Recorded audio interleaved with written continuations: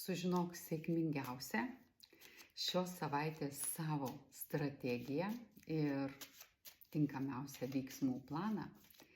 Rinkis iš 4 variantų.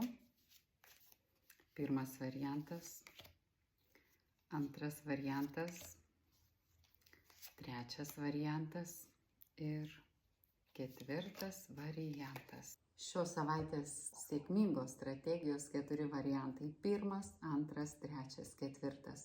Užmerk akis ir intuityviai pasirink, kuris variantas. Pirmas.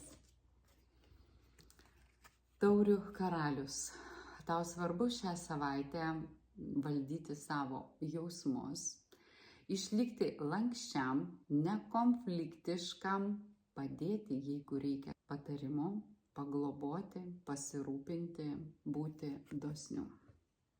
Arba sutiksi tokį žmogų. Antras variantas.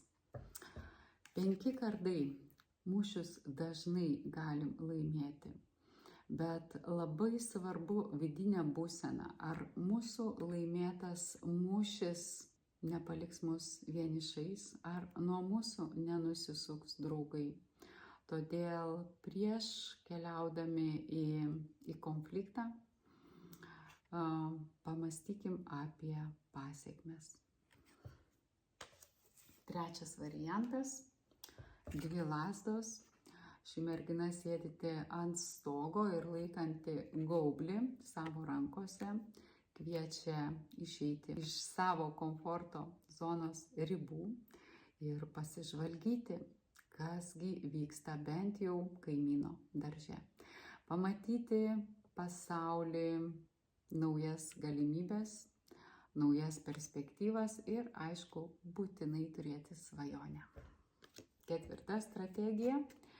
2 taurės ir šį kartą apie meilę, santykius, partnerystę. Todėl linkiu jums sutikti tą savo širdies partnerį, su kuriuo jums bus gera kartu, jausit bendrystę, jausit palaimą.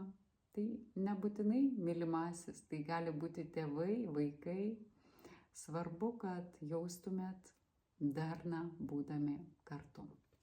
Tai 4 nuostabios šios savaitės strategijos. Linkiu sėkmingos savaitės. Iki.